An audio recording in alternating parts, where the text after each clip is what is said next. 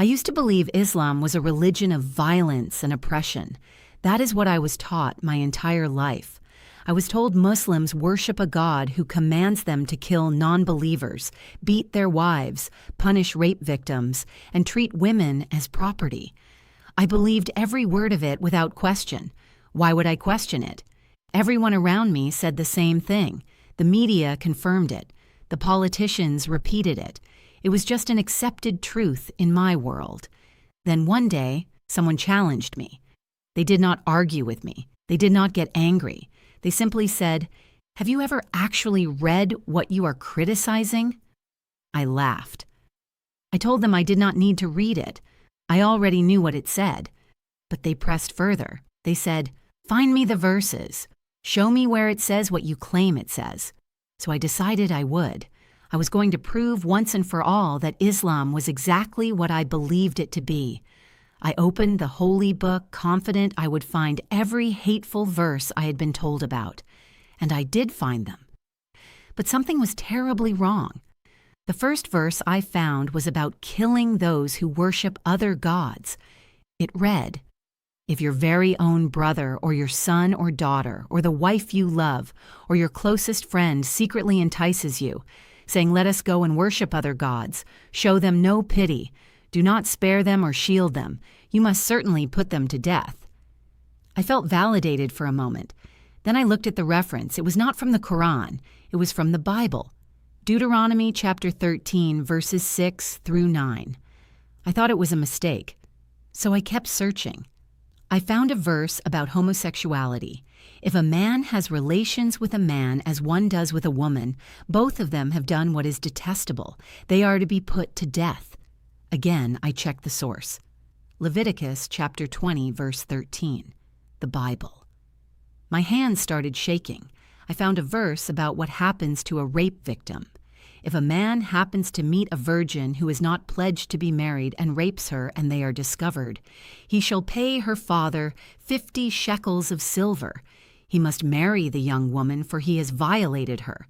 He can never divorce her as long as he lives.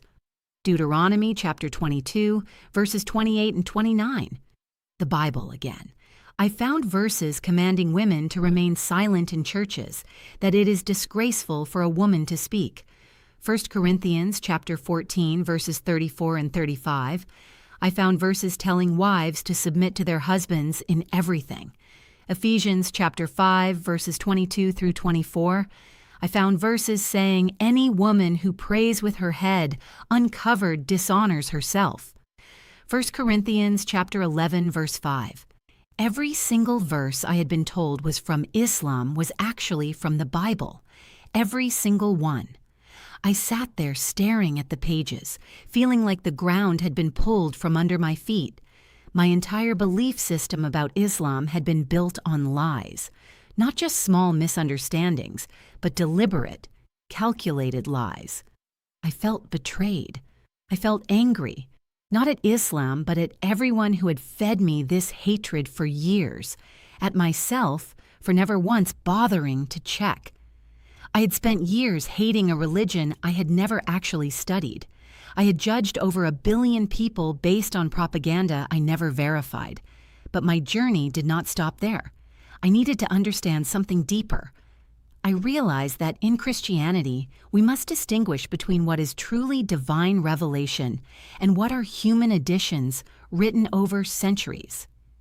Many of these harsh verses reflect the culture and politics of ancient men, not the mercy of God.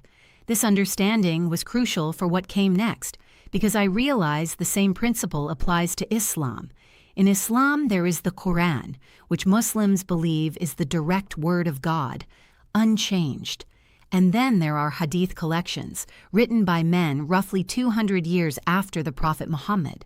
These are human compilations, and no honest scholar treats every single one as absolute divine truth without careful verification. So I decided to read the Quran itself, not what people told me it said, not what the media claimed, the actual Quran. And what I found changed my life forever. About fighting in war, I found this: fight in the cause of God, those who fight you. but do not commit aggression. Indeed, God does not love the aggressors. Fight them until there is no more oppression, and worship is devoted to God alone. But if they cease, then let there be no hostility except against the oppressors. This was not a commandment to kill innocent people. This was a clear instruction to defend yourself when attacked, and to stop fighting the moment the aggression stops. There were rules, there were boundaries, there was justice. About women and their rights, I found this. O you who believe, it is not permitted for you to inherit women against their will. And those of you who die and leave wives behind, a will shall provide their wives with support for a full year. Women were not property. They had rights to inheritance, to financial security, to protection. These rights were established in the 7th century, over 1,000 years before Western women gained similar legal protections. About protecting women from false accusations, I found this. Those who accuse chaste women of wrongdoing but cannot produce 4 witnesses lash the accuser 80 times and never accept their testimony again. They are truly wicked. And those who slander honorable, innocent, believing women are cursed in this life and in the hereafter, and they will suffer a tremendous punishment. The Quran was not punishing women. It was punishing those who slander and falsely accuse women. The burden of proof was placed on the accuser with the highest possible standard. This was protection of women at a level I had never seen in any ancient text.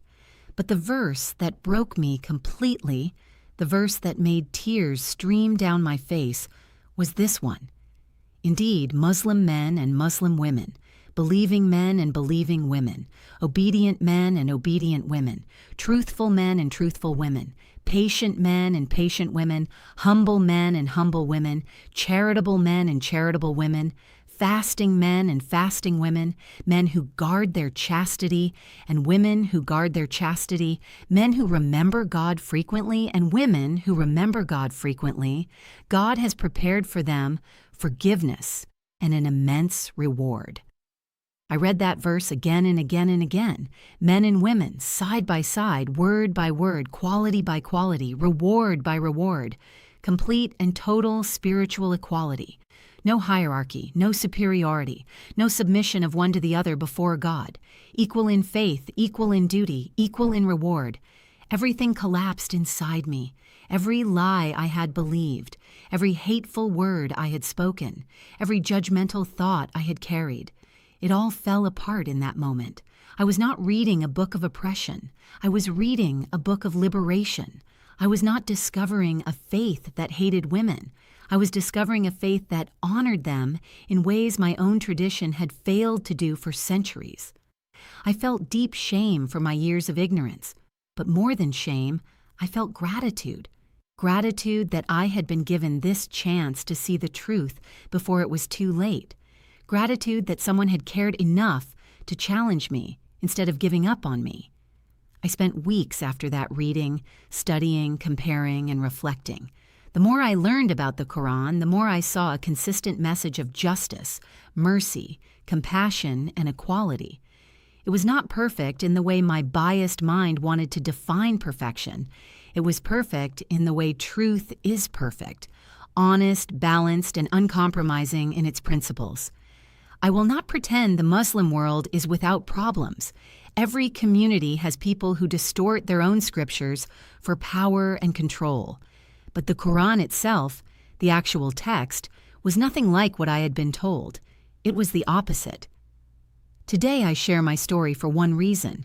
I want every person who carries hatred in their heart based on what they were told to stop and ask themselves one question. Have you actually read it yourself? Have you gone to the source? Or are you, like I was, repeating someone else's lies and calling them your own beliefs? Do not let anyone think for you. Do not let anyone choose your enemies for you. Do not let propaganda replace knowledge.